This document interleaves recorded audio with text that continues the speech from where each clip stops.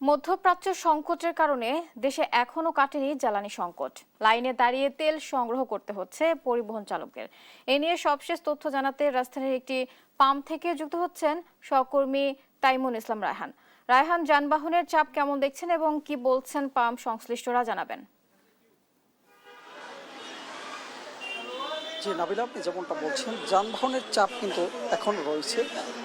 মূলত সকাল একদম ভোর ভোর নাগাদ রাজধানীর প্রত্যেকটা ফিলিং স্টেশনেও কিন্তু যানবাহনের দীর্ঘ যে সারি সেটা আমরা লক্ষ্য করেছি। বেলা বাড়ার সাথে সাথে কিন্তু এই যে যানবাহনের চাপ এটা কিন্তু আরও দীর্ঘ হতে চলেছে। আমি এই মুহূর্তে রাজধানীর রমনার একটি ফিলিং স্টেশনের সামনে রয়েছি।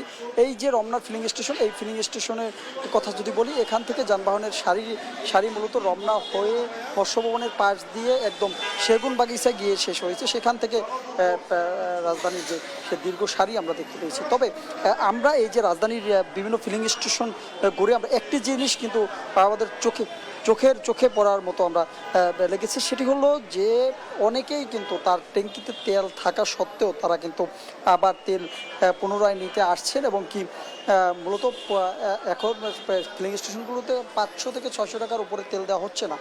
আমরা দেখেছি 500 টাকার তেল দেওয়ার সাথে সাথে কিন্তু অনেকের ট্যাঙ্কি যে ফুল হয়ে যাচ্ছে। যেহেতু একটি গাড়িতে সাধারণত 10 থেকে 14-15 লিটার পর্যন্ত তেল মজুত করা যায়, সেক্ষেত্রে আমরা যখন দেখি যে একটি গাড়িতে 4 লিটার 5 লিটার তেল দেওয়ার পরে তেল দেওয়ার আর জায়গা থাকে না, ট্যাঙ্কি ফুল হয়ে যায়, তখন কিন্তু বলা যায় যে পর্যাপ্ত তেল থাকা সত্ত্বেও কিন্তু এখানে অনেকেই তেল নিতে আসছেন।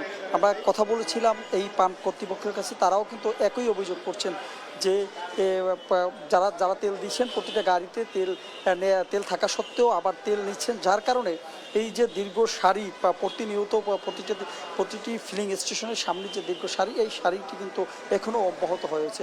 সরকারকে তারা কিন্তু বারবার বলছেন যে এই যে একই ব্যক্তি বারবার যে ফিলিং স্টেশনে গিয়ে তেল নিচ্ছেন এবং এই তেল তারা কি করছেন, এই প্রশ্ন কিন্তু থেকে যায়। যেহেতু একটি গাড়িতে ফুল ট্যাঙ্কি তেল নিলে তারপরে মোটামুটি 8 থেকে 10 দিন কিন্তু ওই তেল দিয়ে রাজধানীর বিভিন্ন জায়গায় তারা কিন্তু যাতায়াত করতে পারে। তবুও প্রতিদিন তেল নিতে আসছেন, তারা কি উদ্দেশ্যে, এই বিষয়টি কিন্তু খতিয়ে দেখতে চেয়েছেন কর্তৃপক্ষ। তারা কিন্তু বলছেন যাতে সরকারের পক্ষ থেকে এই ধরনের বিষয়গুলোতে নজর দেওয়া হয়।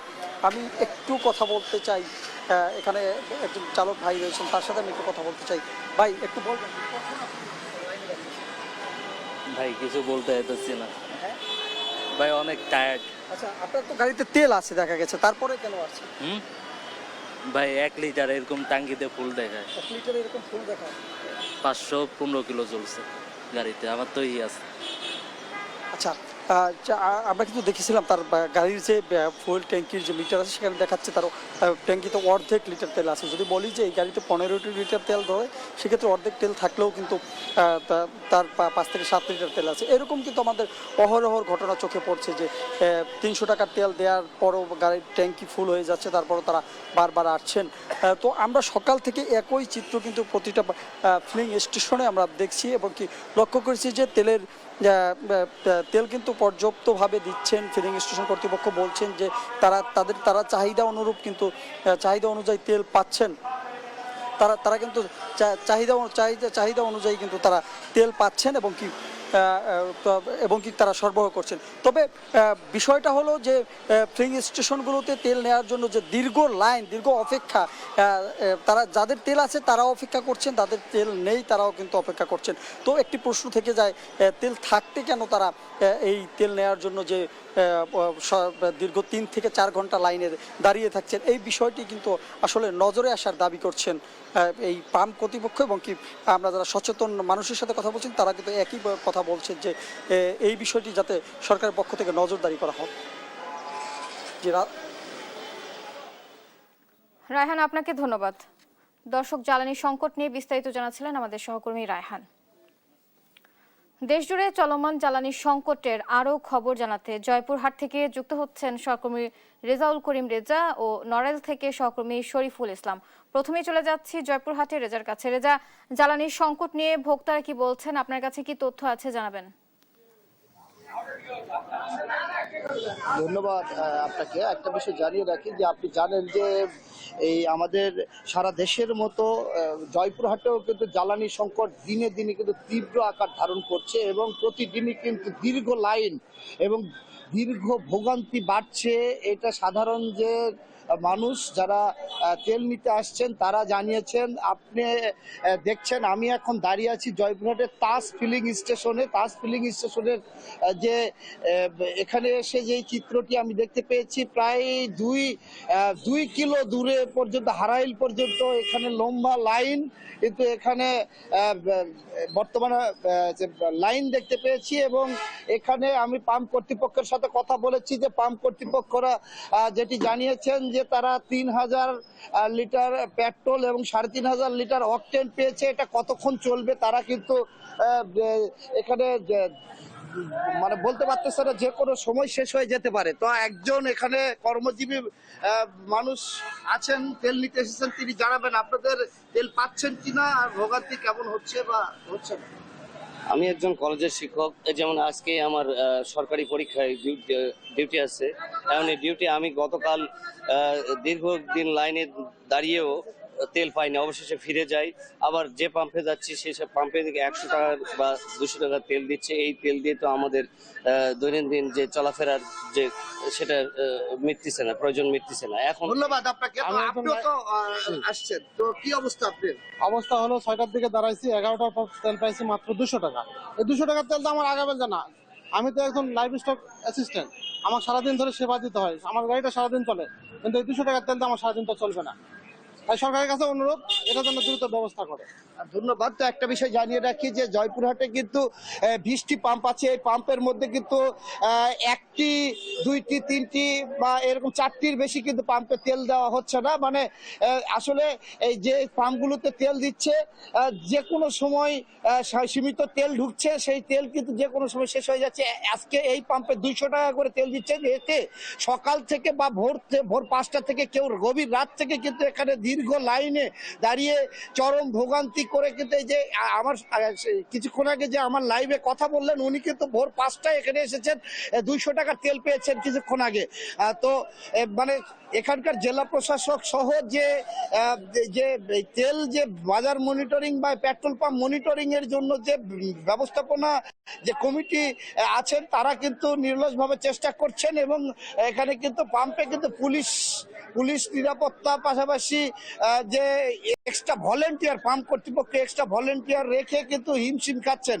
তো এখানে সাধারণ মানুষ যেটা চাচ্ছেন যে আসলে প্রতিদিনই কিন্তু এই জ্বালানি তেলের ভোগান্তি দীর্ঘ হচ্ছে। তো এই ছিল আমার জয়পুরহাটের জ্বালানি পরিস্থিতি। সর্বশেষ আমি নড়াইলে শরীফুলের কাছে চলে যাচ্ছি। শরীফুল, আপনি জানাবেন। জি, ধন্যবাদ। যেমনটি বলছিলেন সারা দেশের মতো নড়াইলেও কিন্তু জ্বালানি তেল নিয়ে যে আসলে যে গ্রাহকদের সাথে এবং যে পাম্প মালিক এবং কর্মচারীরা তাদের সঙ্গে কিন্তু বাক বেতনটা লেগেই থাকছে। দীর্ঘক্ষণ দাঁড়িয়ে থেকে কিন্তু তারা তেল না পেয়ে অনেককে ফিরে যেতে, আবার অনেকে কিন্তু 2 ঘন্টা 3 ঘন্টা দাঁড়ায় থেকেও কিন্তু তাদেরকে তেলের জন্য যে যুদ্ধ করতে হচ্ছে বলে আমাদেরকে তারা জানিয়েছেন। ভোর রাত থেকে কিন্তু অনেক সময় 3 থেকে 4 ঘন্টা পর্যন্ত আমরা কিন্তু দেখতে পাচ্ছি যে তারা কিন্তু আসলে সিরিয়াল দিয়ে তেল নিচ্ছে। এবং শুধু তাই নয়, এবং বিভিন্ন সময় আমরা মালিকদের সঙ্গে কথা বলে জানতে পারি তারা কিন্তু আসলে দেখা যাচ্ছে যে গ্রাহকদের সঙ্গে যে কর্মচারী রয়েছে তাদের সঙ্গে বাক বিতণ্ডার মতো ঘটনা ঘটছে এবং কর্মচারীদেরকে কিন্তু যে হামলার ঘটনা ঘটছে বলে আমরা জানতে পেরেছি। তো এই বিষয়ে আমরা কথা বলার চেষ্টা করছি। এখানকার যে একজন পাম্পের মালিক রয়েছে তার সঙ্গে, তিনি আমাদেরকে জানাচ্ছিলেন যে আসলে পাম্পের যে নিরাপত্তা পুলিশের দায়িত্ব পালন করছে, কিন্তু তাদের অতিরিক্ত নিরাপত্তার জন্য কি তারা পুলিশের কাছে ইতিমধ্যে লিখিতভাবে জানিয়েছেন। তো বিষয়টি জানার চেষ্টা করেছি। বলবেন যে আসলে কি সমস্যা হচ্ছে আপনাদের নিরাপত্তা জনিত? আমাদের যারা নজেলম্যান অর্থাৎ যারা তেল দেয় এবং ম্যানেজার, তাদেরকে প্রতিনিয়ত হুমকি দেওয়া হচ্ছে অতিরিক্ত তেল দেওয়া বা লাইন বাদে তাদের কাস্টমারকে দিতে হবে। তা সেই ক্ষেত্রে তাদের বিভিন্ন ধরনের হুমকি দেওয়া হচ্ছে। জানেন যে নড়াইলে ইতিমধ্যে একটা মার্ডার হয়েছে একই ধরনের সমস্যায়। এই কারণে তারা বাড়ি যাওয়া আসা এবং এখানে চাকরি আর করতে চাচ্ছে না, বাড়ি থেকেও চাকরি করতে দিতে চাচ্ছে না।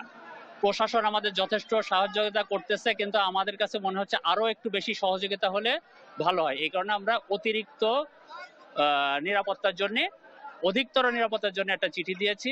আমার কাছে ব্যক্তিগত মনে হয় মাঝে মাঝে একটু আর্মিরা টহল দিলে আমাদের জন্য আরেকটু সহজ হয়। জি, ধন্যবাদ। আসলে যেমনটি শুনছিলেন যে সারা দেশে কিন্তু জ্বালানি তেলের যে সমস্যা রয়েছে সেই সমস্যাগুলো কিন্তু আসলে গ্রাহকদের সঙ্গে পাম্প যেসব মালিক রয়েছেন সেই মালিকদের সঙ্গে কিন্তু বিভিন্ন ধরনের যে ক্রেতা রয়েছে যারা তেল নিতে আসছেন তাদের সঙ্গে কিন্তু বিভিন্ন ধরনের বাক বিতণ্ডার মতো ঘটনা ঘটছে ইতিমধ্যেই। গত 29শে মার্চ কিন্তু নড়াইল যে তানভীর ফিলিং স্টেশনের যে ম্যানেজার ছিল নাহিদ সর্দার, তাকে কিন্তু একজন ট্রাক চালকের সঙ্গে তেল দেওয়া নেওয়াকে কেন্দ্র করে কিন্তু বাক বিতণ্ডার এক পর্যায়ে কিন্তু তাকে যে ট্রাক চাপা দিয়ে হত্যা করা হয়েছে বলে অভিযোগ করা হয়েছে। এরকম ঘটনা কিন্তু নড়াইলে ইতিমধ্যে ঘটছে, তো যার কারণে কিন্তু যে এখানকার যারা কর্মচারী রয়েছেন তারা কিন্তু পুলিশ সুপার বরাবর কিন্তু তাদের যে অতিরিক্ত নিরাপত্তার জন্য কিন্তু তারা দাবি জানিয়েছেন। তো এই ছিল নড়াইল থেকে জ্বালানি তেলের সংকট নিয়ে সর্বশেষ।